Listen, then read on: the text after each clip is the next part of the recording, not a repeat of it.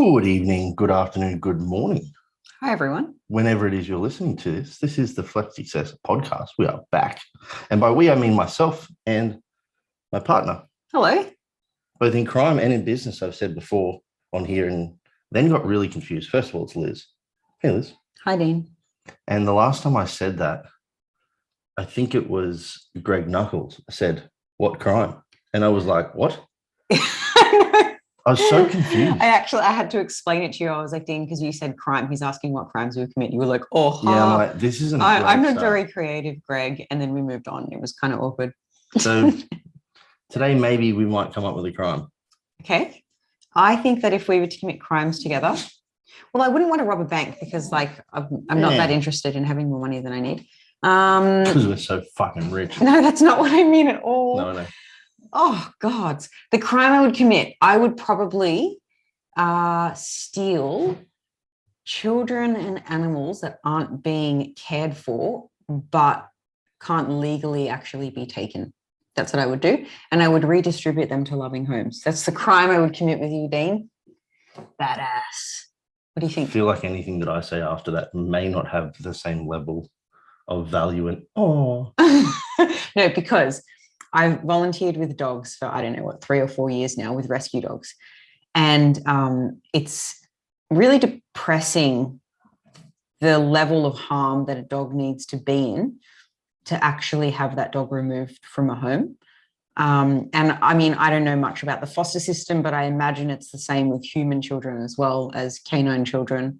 And so that's the crime I would commit, Dean. That's what I'm doing. You know what crime I would commit? What? I would go around the Gold Coast. Yeah. And I would staple shut all women with way too much filler in their lips, just to teach them a lesson that if you have too much material in there, you are potentially going to have your lips stapled together. Uh-oh, Dean's coming with a stapler, girls. Yeah. Watch out. Yeah. You watch out. Anyways, where are we going with this, Dean? Your intro has dragged. Oh, I was just, we're not going anywhere with the intro other than into the meat and veg, as they say, of this podcast, which is just a bit of a fun Q&A. Yes. So the other day, was it yesterday? Dean and I separately put up question boxes in our Insta stories. Ask us anything. So today we are going to answer those questions. Will we answer all of them? Well, I have a lot of... Dean's way more Insta famous than me, so he got way more questions. So I don't know if you want to answer all of yours. Some of them I don't think I will, just because they're a little bit more like personal questions around performance-enhancing drug use, which I don't particularly want to get into on the podcast because it requires a ton of context and it will bore the hell out of most people. It's also not what we do. Yeah, I'll save that for a podcast that's like for that podcast. Yeah. You know? Oh, when I say it's not what we do, I mean Flex Success doesn't work with performance-enhancing drugs. We do nutrition and training coaching, so that's what we want to talk to you about. But anyways, most of the questions are actually funny personal questions and some nutrition and training questions thrown in there. So without further ado, Dean, fire off. What's your first question you want to answer? My first question, should we name the people? I wrote mine down and I didn't put down who asked them. All so right. You can if you want to. This one is from James. I'll just say James. James, you funny boy. You're not a man till you've had a man. Thoughts? The thing I like about a question box on Instagram too is you have limited characters. Yeah. So sometimes people have to be very to the point. What are your thoughts on that, Dean? You're not a man until you've had a man. What are my thoughts? I don't think it requires, in order for you to be a man. I mean, how do we define a man, Liz? That is a good question, Dean. What makes a man a man? I've had a man. Does that mean that I am a man? James, or have you been I feel like this is a sexist question. One with man. Actually, on this note, I consider myself straight, but have been known to kiss the odd female. I mean, I've been with Dean for nearly 8 years now, so obviously not for that long. It's not something I do frequently, but anyways, I can kiss a girl and still consider myself straight. Dean, however, goes out, gets drunk, makes out with one of his guy friends. Maybe James. Is he straight? Like, I don't know. Like, I totally accept that there's like a bias here and that is sexist and it doesn't really make much sense. But isn't that weird that if a guy makes out with a guy just for fun, we question his sexuality, but I can make out with a girl for fun and still be straight? My question back to James would be, what does one mean by having a man? Does that mean you have to be a taketh or a receiveth?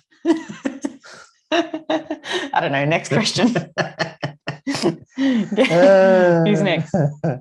Let me choose one.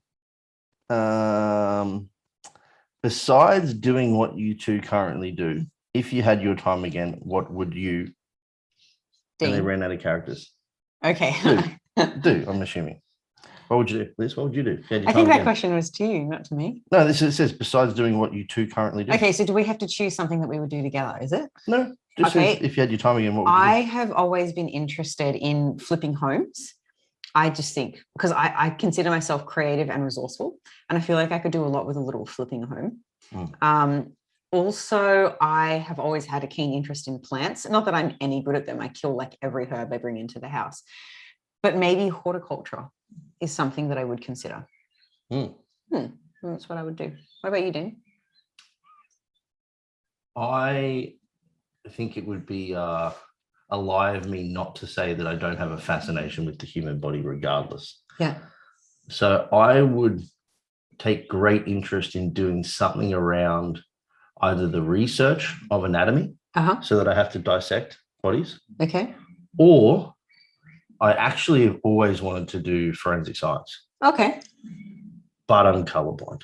Oh, yeah. You're red-brown colorblind too. Yeah. So if there's blood in that scene, I don't know. It could be poo, it could be blood. And I mean, you kind of need to be able to differentiate. And dried blood is kind of brown. So yeah. I used to watch exclusively forensic science-based shows, Discoveries, as a kid. Weird, I know. Most people watching bones. Most people watching. No, that's not that's a TV show. Yeah. I'm talking documentary style. style. Like proper science documentaries. Yeah, like the Discovery Channel on what's the old one? Foxtel. Foxtel. Yeah. I didn't watch cartoons. I watched forensic science. Did you? Yeah. I was busy watching Rugrats. I did watch that too. Good show. We should get through these faster if we want to get through more. Yeah. But yeah, forensic science. Okay. Yeah, but then I realized as I was a teenager that it wasn't going to be possible. Sorry, Dean, shut down by your disabled eyes. One from you. Oh, one from me. Biggest fear. I remember who that was. That was Joel. Hi, Joel. It's definitely Joel. Could be Joel. Yeah. I have an uncle named Joel, by the way. He lives in Caracas. His name's Joel. I think he died recently. Anyways, biggest fear. On my dad's side of the family, there's a lot of dementia. So my grandpa and my grandma both had severe dementia when they died. And watching them become babies, like they would, had to wear nappies and couldn't feed themselves, couldn't remember anything, had to have drool wiped off their face. It was, I can't think of another word other than mortifying. It was like mortifying to watch. And I'm sure they also didn't really feel dignified either.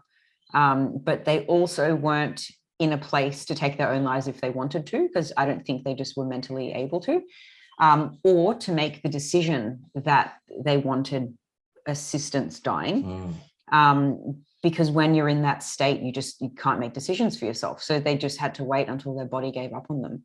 So my biggest fear, obviously dementia has a genetic factor, is going down that road. I don't want to be around if I can't take care of myself. And I don't want to die, but I'm not scared of dying. So I think by the time I'm in my 80s or 90s or something like that, and my mind starts going, hopefully later for me than for them, because I'll stay active in my mind, continuing to learn, which will definitely help, and stay physically active and eating well. I won't drink and smoke, unlike them also. I feel like I will be in a place, in the world will be in a place where assisted dying is more accessible. So yeah, my biggest fear is turning into an old child, an old baby. I would just fucking hate that so much. I would hate that. And I would feel like I'm taking up resources that could be given to other people. My fear is you getting that. I don't want you to look after me either. Like, do not change my nappy. No. If I need nappies, please no. I'll ask Mum to do it. She won't be around. Your mum?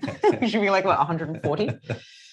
Yeah. That's my biggest fear. That's a fair fear. I don't think I actually have a genuine fear. Hey? It drives me to keep my mind active, to learn the piano or learn a new language, or I don't know, stay involved in reading research and whatever. Like I feel like I can put that fear to good use. Yeah, I don't have a major fear. Like I live with some fear of heights, depending on the situation. Like I'll happily bungee jump, but you won't get me walking across a thin, fucking ladder or some shit on the side of a mountain with any kind of comfort whatsoever. But other than that, the fear of not knowing, like something in front of a crowd that asked me a question is always something that I had. But then I just realized that I'm not supposed to know everything. So and you can just say, I don't know. I don't know. Like, that's fine. I know some shit, but not all of it. You know? So I'd probably just, for me, it's heights, but it's not a big fear. Yeah, you really don't like heights. Actually, funnily enough, I don't love heights, but I'm not. That's come with age, by the way. What, it's gotten worse as you've gotten older? Yeah, I never remember it ever as a kid. I used to laugh at my mum for being scared to stand on a chair. Is your mum that scared of heights? Yeah. She used to have a real problem. And then we got her to walk over the Sydney Harbour Bridge. Oh, that's right. But yeah, I think as my rational brain became more and more mature, I went, this is fucking stupid. This, like, anything where someone puts themselves in a situation they don't have to be in, that has a risk profile of any sorts of death associated with heights, is what gets me. So this is why I'm worried traveling with you, because I like to live life on the edge a little bit, quite literally. And yeah, unnecessary risk bothers me. But it's fun. I feel like the closer you are to death, the more fun you're having. Like there's such a close relationship until between. You die, though. Then how fun was it? Oh, but look, it's a calculated risk. No, but sure, but it's a calculated risk. Like Death Road in Bolivia that I rode down, like a memory that I will have forever. Like I cherish, and it was really dangerous. But you could also ride on the closest side of the mountain, which I did. Or you could ride on the outside of the mountain. I'm saying, like, don't ride on the outside of the mountain. Yeah. I did a dangerous thing as safely as I could. Yeah. Yeah. Funnily enough, my boyfriend that I traveled with at the time, I know I had a boyfriend before. You didn't wear a white dress at that wedding, so I should have known. I'm not pure. He was a bit like you in the sense that he had a low appetite for risk. And handsome and quite intelligent too, Dean. I have a type. Yeah, so when we did Death Road, I had to argue with him for hours to actually like go through with the booking that we made. And he was like right at the back of the group, because I went with a group, and he was so slow, and he wouldn't like stand his butt up off the seat and actually like have some fun. He was just like glued to it. Anyways, he would have had a terrible I could imagine you doing it. Yeah, and I feel like I had to fucking babysit him, so we didn't argue at the end. On that note, would you rather sniff the ass of Mr. Olympia or never compete again? You've never competed. So. Well, I have, but not for years, and I don't plan on doing it again. So this is obviously for you. I'm not competing again. Oh, yeah? Yeah, it's not that. What's wrong with sniffing the ass of Mr. Olympia? I don't want to get my nose up close. And I mean, I know James asked me if I'm really a man by not having a man, but I'm not into sniffing the ass of a man. It's really, especially a very big man. I'm not into butts. Like, it's not my thing, but like, it's just a sniff. Yeah, but then how long is the sniff? How close do I have to get? Does it matter? Yeah, I don't think I'm that into competing as to what I remember the ass in my face.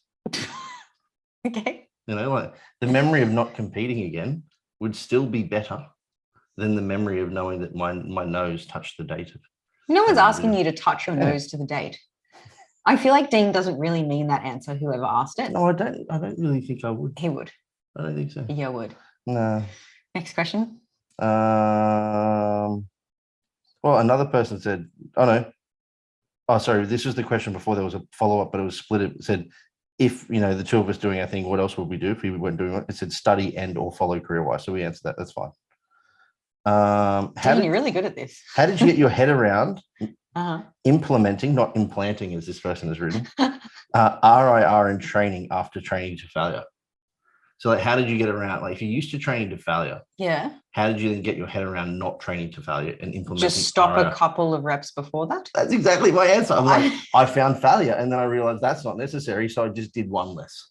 Yeah, I don't know how else to answer that question other than just like, don't train to failure. I think you have to remove the emotional attachment with failure and success. That's the problem with failure-based training. So like, people that are really, really into like, say, like a Jordan Peters, JP style, Dorian Yates style, like, rah, one set is all you've got. They need to detach the emotion that they associate with that kind of training. Okay. So maybe answering this from a mindset perspective, some people might feel like if they're not training to failure every set, they're not training hard enough. Perhaps what might be helpful is understanding the costs involved with training to failure every time and knowing that you're actually limiting yourself by doing that. Yeah. You can train longer, both in the length of the mesocycle and the amount of sets you get through in a session, if you don't train so damn hard. I think Jeff Nippard has a really great, 8-minute YouTube video on training to failure that will quite succinctly tie together why it's harming your gain. So have a look at that on YouTube. I'll put it in the show notes. It's a goodie. / Ruth, who edits our podcast, will put it in the show notes. Thanks, Ruth. What is the most awkward situation you and Lizzy have found yourselves in? You're going to be in way more awkward situations than me. But like mutual. Well, mutually, I don't think we've really. Okay, this is kind of awkward. Go on. We had a kid-free wedding. Oh yeah. Fuck. And my brother has a son, of which is obviously the only grandchild of your parents. He's the only grandchild of my parents. Yeah. And I did not allow him to. Well, no, so that he wasn't allowed. No children were allowed, that's true. Including your brother's He was asked as an exemption, and we said, no, it's a no-child wedding. To be perfectly honest, it wasn't safe because it was on open property. We had friends traveling from different states, leaving their multiple children at home. So how would they feel if there was a child there? Yeah, there was multiple children that couldn't come, but there was this expectation that there would be an exemption, and I flat out said no. So that was awkward for a little bit. Yeah, there was a bit of to and fro from me and the bro. A lot of and me and your brother had some words too. Yeah, so that was probably pretty awkward. But what about more of like a funny awkward? I've been caught once in a public bathroom toilet peeing and someone opening up the door. Well, no, I don't know if that counts. What do you mean? That's awkward as hell. I think we're going to skip over this one because I can't think there's never been any like mum walking in while we're doing the dirty or anything like that. No, Ruben hasn't done anything dodgy. Nothing really. I got really drunk at a mutual friend's wedding when I was with Dean and Chris. What's Chris's last name? We went with Chris. Chris Morrison. Chris Morrison. And I just me and my mum have a really complicated relationship, and I think I decided that night that I might have to distance myself from her, and I was just feeling really lonely. And I got drunk and burst out crying at the wedding in front of Chris. That was pretty embarrassing. That was the same night that the photographer thought you and he were together. That's right. And he said, look, this camera will only flash if there's true love between the two of you. And like it flashed. And then he said, let me go get my boyfriend. See if we can test it. That's very funny. What's your up? Okay. What do you regret?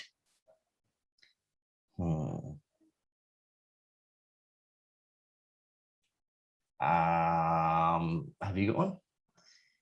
Well, I have an answer, but it's not really a situation. Go on then. Let me think. I think that I regret putting way too much pressure on myself as a young child for not like having it all already. Like, bro, you're 25. But there are plenty of things in my life that have caused me a lot of pain. And I could say, I regret dating that person or I regret saying that thing. But I think all of those things that like maybe I could say I regret, gosh, it sounds corny, like have made me who I am, but that's not really what I mean. I think they've strengthened me and like sharpened my priorities or what I want out of life. Because I've been through those things, I know what my boundaries are now, and I know like, where I'll go and what I'll accept and all that stuff. So I don't have a lot of regrets because I think like from regret comes all of these cool things. Yeah, but maybe I regret not being kinder to myself, having more compassion for not being perfect. Still kind of working on that. I regret not playing an individual sport as a kid. Okay. Although I probably learned a lot playing a team sport. I think I'm better as an individual than I am in a team. I always hated team sports because you have to rely on other people who aren't reliable. Yeah, that bothered me a lot. Yeah, I can imagine. That was what I hated about it. But I think with my work ethic, I could have thrived better in a single person, single sport environment. But I don't know what sport that would have been. Golf. Yeah, sure. Nothing sticks out to you? As to what sport? Yeah. No, like I would never have been fast enough to be a sprinter at that level. All the sports that I enjoyed were team sports. Or perhaps I would have had a role within the team sport that was a little bit different. Like in NFL, gridiron, there's just a kicker. Like I think I could have been a really good just a kicker. Like that's an individual in a team environment. Doesn't really have to do anything, Okay. Or a goalie in soccer? No, yeah, you could do that. That's true. But no, that definitely wasn't something I was interested in. I don't want to be a bystander, Next question. Dean, you've got to be a bit faster with this. No one wants to listen to a podcast if you're just scrolling through questions. What are both of your biggest goals for 2022? Can we say about the better bodies? I guess, yeah. So in the 10th of January, 2022, not to be too specific. That's We my are currently, is it? Oh yeah, it is too. How cool. So on Dean's birthday next year, currently the team, not just Dean and I, but the other Flex Success coaches are working on a group program. It's not a course. It's way more than a course, way more than just education. It's going to give you actionable steps to start getting results straight away, working on mindset and hunger management, obviously nutrition and training, supplements, recovery. So we're working on this group program where we can take a group of dedicated people through for a personal transformation. Mm-hmm.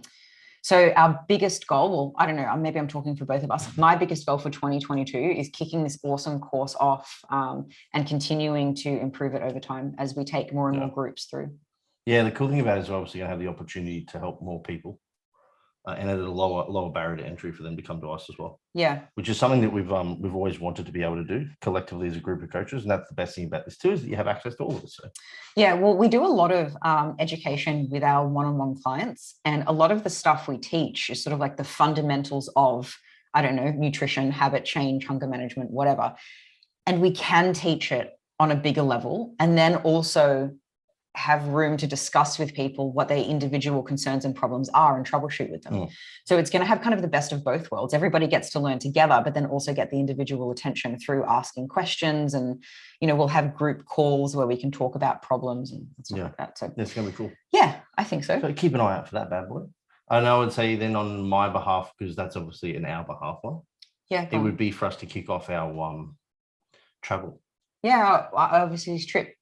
So we have always wanted to and intend to and will live off the laptops in multiple different countries over this a span of time. And we want to spend like 3 months and immerse ourselves in a city of a country at a time before moving to the next one and immersing into that one. So that we kind of become a local and then, so that'll kick off probably, early 2022. There's a few barriers in the way, which is why we're not there now, but those barriers should pass. By early 2022. Okay, go. Next question or me? I'll go. This is a more of a fitnessy one. Would you manipulate your calories or macros if you're having an unusually low output week? For example, used to doing 20,000 steps, but in this particular instance, they're doing 7,000 while attending a course. Oh, wow. That's a lot of steps, 20,000. Yeah. For a week, I probably wouldn't. But that would depend on your goals. Like if your goals right now is maintenance, then no. If your goal is to continue losing fat, for whatever reason, then yes, you have to modify it accordingly to manage that output. If your goal is to gain, then double win. But like 7 days of eating slightly over is not going to do anything crazy. No. You know, knowing the size of this individual, we're probably talking like a difference of like 500 calories to 600 calories a day. Okay. So it's significant. Yep. In difference in output, but like that's like maybe 500 grams of fat that week at best. Maybe, so it's still fuck all. Depending on if the person's in a deficit or not.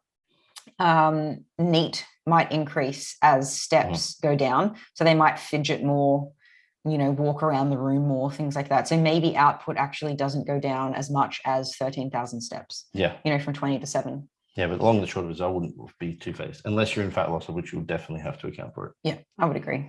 Yeah. Right. I might skip over that one. How many steps is too many? Oh. That's a difficult question to answer. Because it depends. So I guess, okay, where do we tackle this question from, Dean?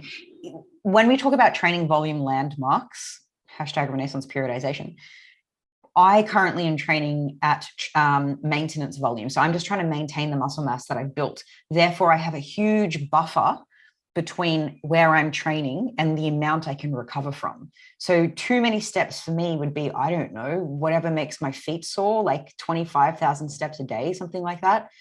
But if somebody is training way closer to their maximum recoverable volume, meaning any more sets or exercise than what they're currently doing, they won't be able to recover from, then there's way less of a margin for steps to go high.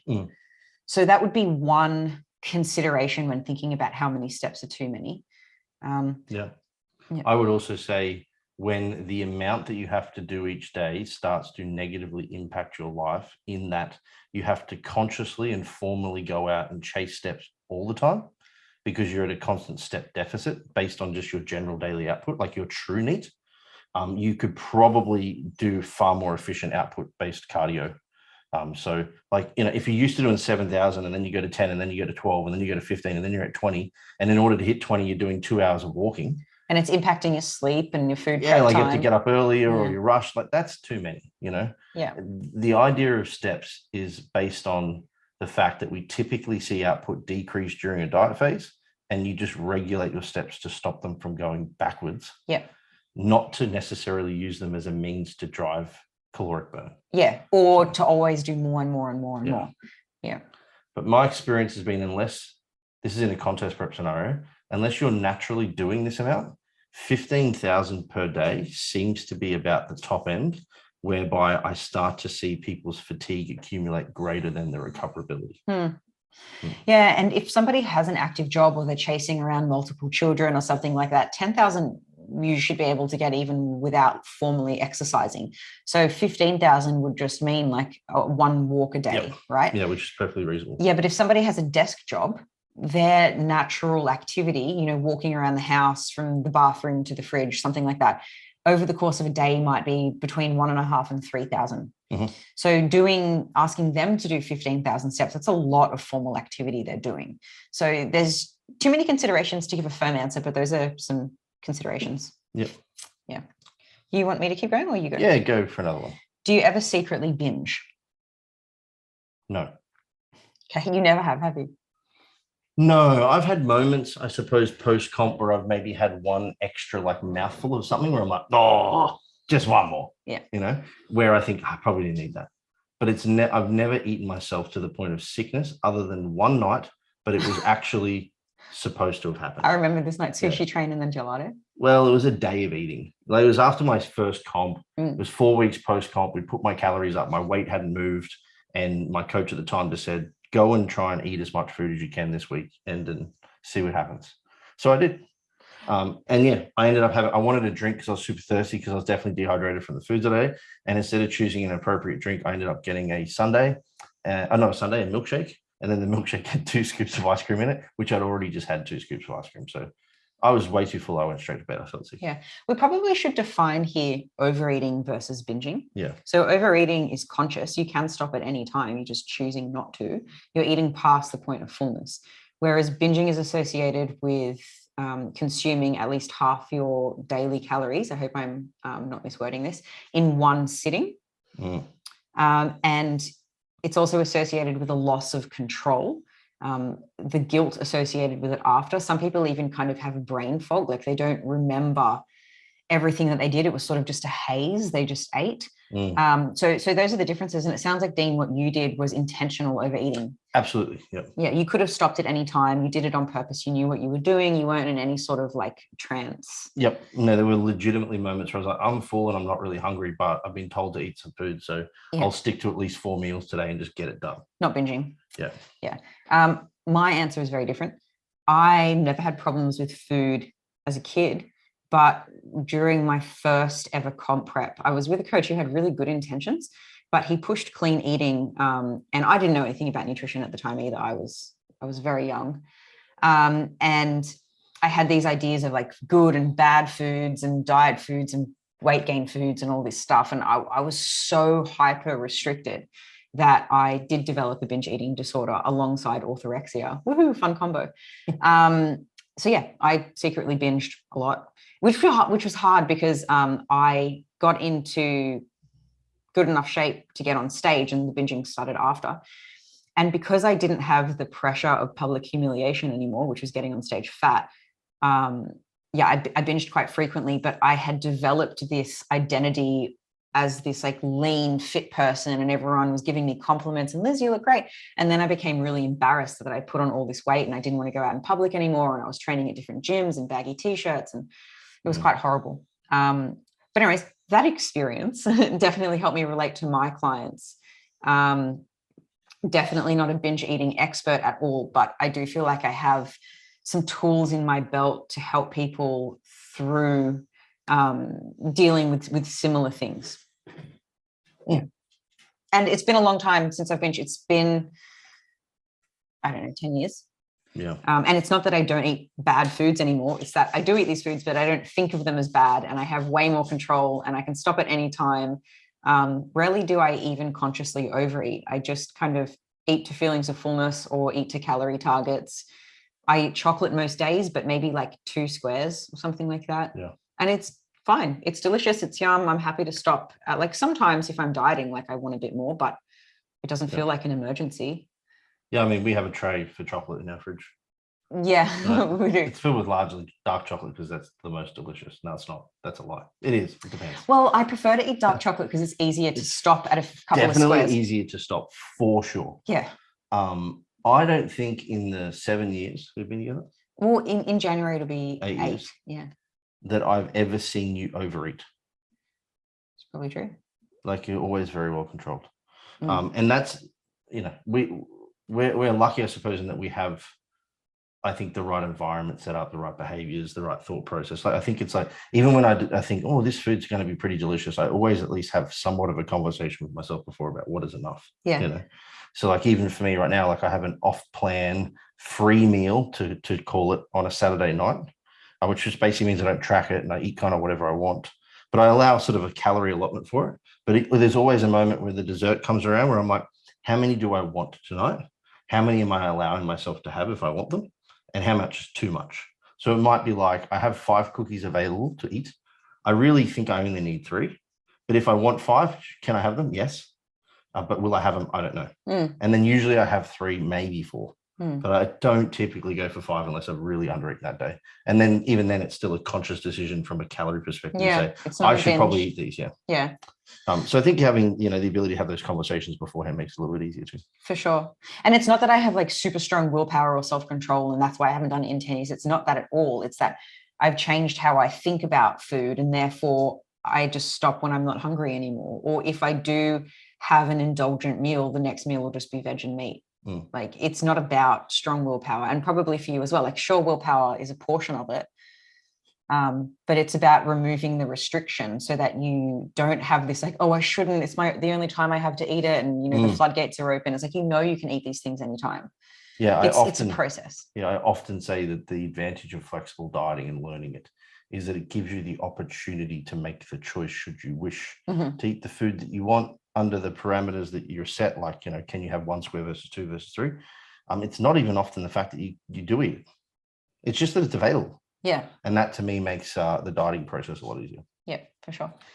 One from you? I had a question that was like, out of the Australian bodybuilders that are currently in the scene, who are your top 10? I'm going to say no to answering this purely because like I have a lot of clients in this as well, and I don't want to step on toes. Okay. I think, I just don't want to step on toes, so I won't step on toes. But I definitely got a fair few of them in my group of people that I think will be pushing for the top spots in the bodybuilding community. What do you mean by that? I know what the term step on toes means, but can you give that some context? I don't want, let's just say I have a client that thinks they may be a top 3 and then they're out of my top 5. I don't want them to feel like I don't think they're as good as what they think they are. Okay. Because I think having self-confidence is fantastic. Okay. I'm very honest with my clients, so that if they ask me as to where I think they stand. Okay. So I'll just save those conversations for them. Guys, please ask Dean. This sounds like he's got some awkward things to tell people. No. I'm actually super fucking proud of a lot of my clients at the moment. I've got a couple that have made some fucking crazy changes, and also that will stick it to the man. People that have been pushed and fucking prodded by the community and told that they're not good enough. Well, they're going to say fuck you in like 20 odd weeks and say, well, check out what we've done. I love that. Making lemonade out of lemons, hey? That's wicked. You're up. What got you into nutrition coaching is the question. The need to eradicate sending individuals who asked for our advice to coaches that I couldn't trust would give the service that I know that we would. That's pretty much it for me. It's a good wrap up. I like it. For me, I was a personal trainer for a really long time, almost 10 years. And my scope of practice as a personal trainer is exercise. Believe it or not, personal trainers nowadays think they can do everything. Some of them have qualifications in nutrition as well, so maybe they can do both. But anyways, and I was not working outside of my scope of practice. I was sticking with exercise with my clients, and I was referring them to this person or that person, or they were finding diets online themselves or whatever.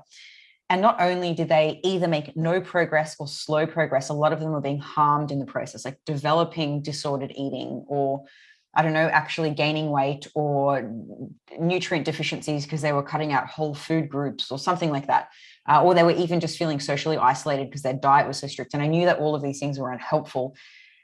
So I got qualified, started working in nutrition, but also part of that is, people start exercise because they think like that's the missing key to their weight loss or something like that. No, if you're still eating like an asshole, but you're still training hard, you're not going to lose weight. So I realized that there was so much more to the puzzle and that I should be working on the bigger picture. So that's really what led me into nutrition coaching.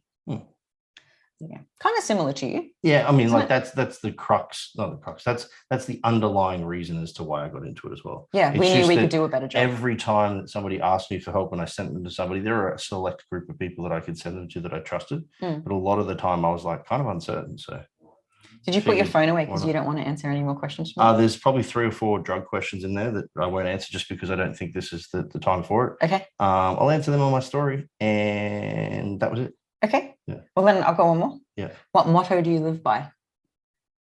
If in doubt, max it out. That was my motto when I used to diet flexibly. I know. I'd go. I remember I'd be like at say a bodybuilding show and I hadn't eaten much that day, and I'd go out with friends to get some sushi and like, fuck, like how much calories have we got left? I don't know. Fuck it, if in doubt, max it out. I remember. Oh man, if I had that motto. But you really struggle gaining weight. I don't. Yeah, I have really tight appetite regulation, like homeostatically, I guess you could say, in that like my body doesn't want to be the weight that I am. So I have to forcibly make it that way. Yeah, you have to force feed yourself almost to stay at this weight. Yeah, no, I don't know. Do I have a motto? You know what motto I hate? What doesn't kill you makes you stronger. I wholeheartedly disagree with that statement. I think that there's some things like what I was talking about before, like things that I regret, like, have cleared up my morals and priorities or whatever. So maybe in that sense, but there's so many things that don't kill you, that make you weaker. Like, what about cancer? What about domestic violence that gives you PTSD? Like, oops.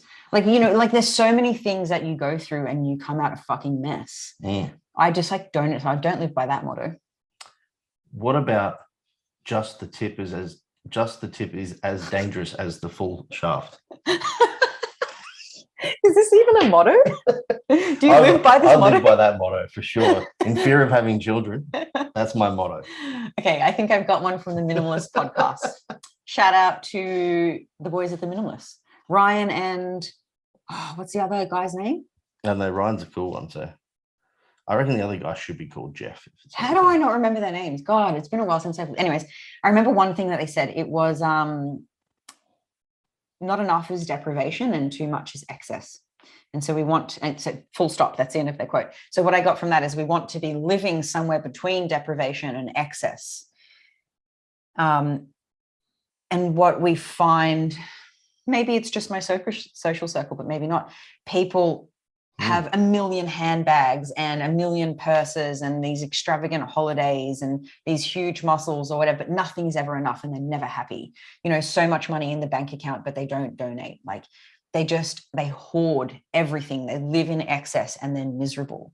And I think that people can adopt that quote, that not enough is deprivation and too much is excess, because more than what you need isn't going to make you any happier. So maybe don't work 80 hours and go put time into your family that thinks you don't love them. Yep. Like you're depriving your family, but you've got excess money. So stop working, go spend time with them. So I really like that motto. That is good. It's almost, as always, the answer is somewhere in the middle. Yes, that's true. Maybe that's my motto. It depends on somewhere in the middle. Always live somewhere in the middle. That's my motto. I like it, Dean. But really, you should always live on the coast because the beach is the best. Don't live in the middle of the country because Alice Springs is hot as fuck. Yeah, I would never want to live anywhere where it takes me a long time to get out of there. Obviously, we're talking metaphorically, so I'm just joking. Yeah, I know. Yeah. I'm just saying now that we're on that topic. But anyway. Cool. So that's all the Q&A ones. Something worth sharing? No, I have a question for you that I thought of. Okay. If you could remove one subject and add one subject, or even change a subject in the school curriculum, what would it be? Instead of when I was in high school, we had to do religion, or we could sit it out if our parents wrote a note and we could have study time in the library. I'd love to see morality taught instead of religion, but I'm not sure if that's actually happening. If it's not, that's my answer. If it is actually happening, I don't know what you would take out. I probably would take out religion. But I would want to insert politics. I think politics is really important. I think people need to understand the system that they live in, what they're actually voting for. You're not voting for a person, you're voting for the policies of a party. The people don't really matter. I think, what would I take out though? I want to say drama, but I guess that's important. It just wasn't important to me. Yeah. It's important to the right person. It's the same like arts and, creative arts and woodwork and manual arts and all that kind of stuff. Well, maybe I would just make politics one of the electives along with woodwork. But no one would really do it because politics isn't sexy, is it? Fuck. I don't know what I'd take out, Dean, but I'd put in politics. I would, as a person who gave zero fucks about politics, agree with you that I would add it. And the reason why I would add it is because I gave zero fucks and know nothing about it. Yeah. It's only since being exposed to it by yourself that I realized that it's really important to understand how shit fucking works if you want to actually make an informed choice on who you should be voting to help control or manage our country. Manage our country. Or even just shape your beliefs around like tax and the welfare system and like all these like public services that make such a huge difference to people's lives, like that homeless people aren't all just lazy bums, like maybe they're a product of the system they live in. Like, it's so important to understand so that it changes how we behave and how we treat people. There's a class, systems. Okay. And that systems could be around that, like, why does welfare exist? Why do we get taxed? Where does our tax go? Why is there, affirmative action for certain minority groups and not for others? Politics could be in that as a part of the system of Australia. That would be a fucking extremely valuable subject for kids to learn. Yeah. The thing that I would change, I think that mathematics should be more about how to manage money, budgeting, tax, and accounting. Oh, I like it. And less about counting macros. How to count, and less about trigonometry and shit like that. Because I think that could be the advanced edition if you want to do that. If you want to go down the mathematics sort of, university degree pathway, by all means. So that you think the math class at, I don't know, maybe grade 8 or 9 or 10 could then shift off into how we can use these numbers practically. Yeah, well, I mean, like in the real world, what do you need to know how to do? Multiply, divide, learn percentages. Yeah, how a tax system works. But that's not that many. That's not hard to learn. Everyone knows how to do a fucking percentage. Yeah. Whereas, like, do we really need to know, like, how to do all the other shit? Well, I don't even remember it anymore. So exactly, I balked then because I went, what else did I learn? I love it. Actually, we were at a wedding recently. It was Lockie and Liv's wedding, and a bunch of the trainers that I used to work with, Pano Fitness First. Shout out to the Pano trainers. They were there, along with my high school math teacher's daughter. Remember? Yes. Mr. Antoon's daughter. Mr. Antoon is probably my favorite teacher because I wasn't exactly the easiest student, I guess. But Mr. Antoon always got me, They're always good to have. Yeah. Every teacher got me. I was popular. You're an awesome. I'm interested, actually, in my question that I just asked Liz. If you've enjoyed this podcast, it's been a bit different. Take a screenshot, tag us on IG, post it on your story, and tell us what subject you would add. Yeah, what would you add to the high school curriculum? Yeah, I definitely think it needs an overhaul, man. We don't do shit right. Well, we've done good. Every system, I don't know, hospital systems, whatever, everything's changed so much. Like technology has changed, but the school system is pretty much the fucking same for the last, 100 years. Maybe we can't legally hit students anymore, but outside of that. Always a bonus. Not getting abused at school. Oh, I remember my friend Brigitte, she has asthma, and one of the teachers threw a duster at her. And she had an asthma attack, and the teacher still refused to apologize. Wow. I know. God damn. I know. Something we're sharing? Something we're sharing. You got something? Oof. No. Okay. I'm reading a book, as always, called The Happiness Trap by Russ Harris. And it teaches ACT, acceptance and commitment therapy, which is something the flex coaches and flex clients are not unfamiliar with because we use it in some of our supportive services. I don't know, what do you want to call it? Our worksheets.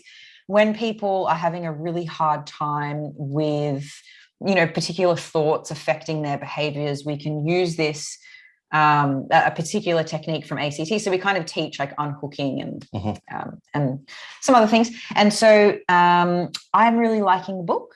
it is refreshing my memory on some techniques, because it's easy for us to get tangled up in our thoughts and to fuse with our thoughts and think, I am fat. No, I just had a thought that I was fat.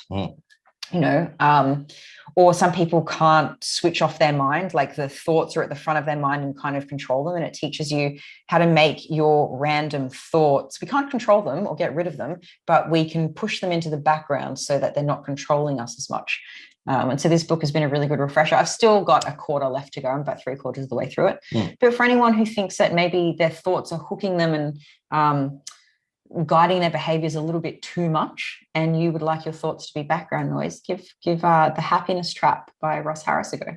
Yeah, nice one. He's got some decent content on YouTube too. He does. He's got great YouTube content. It's a good one. What's after something I was showing? Would you rather? Yeah.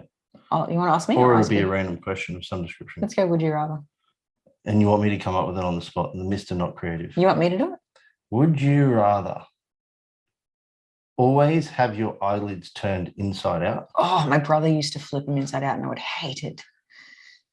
Or have a gummy smile that is at least 1 centimeter in gum depth? I'm going to go the gummy smile because I can imagine lots of eye infections and shit. Yeah. Oh, yeah. I'm going the gummy smile. Yeah, cool. Okay.